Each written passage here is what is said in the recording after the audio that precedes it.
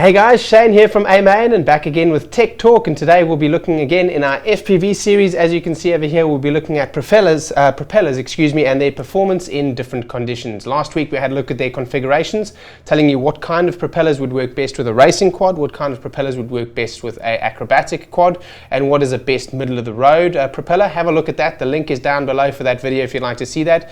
Next week we'll be talking about video receivers and video transmitters, what makes them compatible with one another and how you can determine for yourself whether or not they are compatible.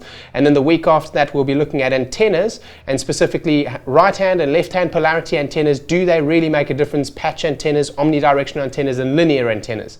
So do look out for that in the next weeks to come. If you've got some ideas guys on videos that you'd like to see, drop me a comment down below or give us a call or an email anytime. Always happy to help you out. So today we'll be looking at a very simple subject but a very interesting subject for racing quads, is how different propellers react to different air conditions.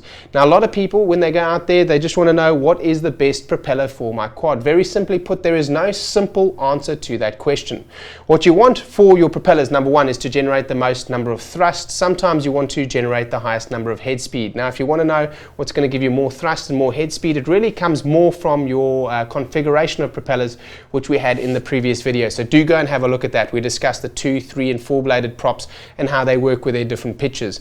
Now of course, when it comes to each one of those different props, they're all going to behave differently in certain conditions. For example, colder conditions are going to have denser air. Denser air thus is going to give you a more responsive feel from your quad. So what you will find is that propellers that are extremely, rigid, like carbon fiber propellers, which of course we don't see very often, or the more rigid propellers, you're going to see a lot more response from those drones, possibly even torquing, maybe even breaking sometimes propellers. So if you've broken propellers in flight, that can be sometimes how it has happened in a colder day if there's too much thrust being generated. I've seen it happen once or twice.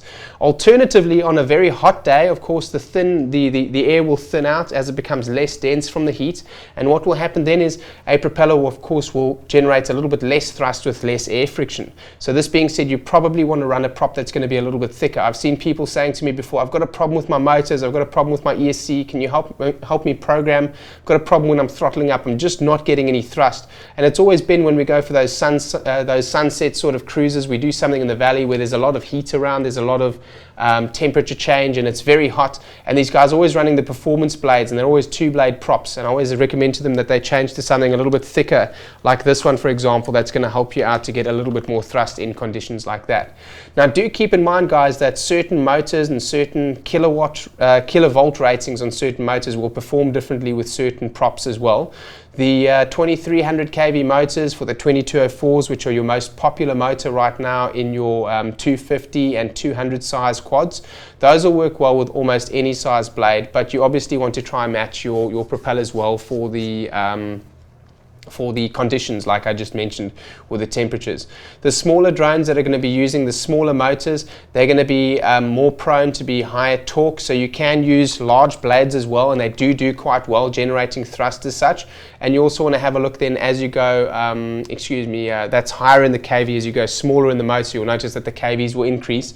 And also as you go larger in the motors, you can actually, with some of the 2205 or 2206 cans, you can get additional torque with a larger size of motor with a lower kV, which is going to give you a higher revving motor. Simply put, the lower the kV, the lower the internal resistance of the motor, thus the higher the RPM, but the larger the motor's physical size, the more torque that the motor can produce. And I'll cover that very quickly today as well. It wasn't something that I wanted to do in the subject, but I think I've already got a couple of videos for the next couple of weeks, so we'll cover that right now. Most motors come out with a number denomination before that, and with these 250 size quads, just to quantify what I've just said in this video, the 2204 motor is a 22 millimeter wide diameter motor with a 4 millimeter thick stator. So you can see over there, that's exactly how that looks, 22 millimeters by 4. Now you get the same thing in a 2205 and a 2206 like I mentioned. So basically upgrading the motor then essentially being still 22 millimeters thick but 5 millimeters tall or 6 millimeters tall, and with the larger motors you get a little bit more torque. Now remember, as you get a little bit more torque, you get a little bit less revolutions per minute. And if you want to increase revolutions per minute, you get a little bit less torque.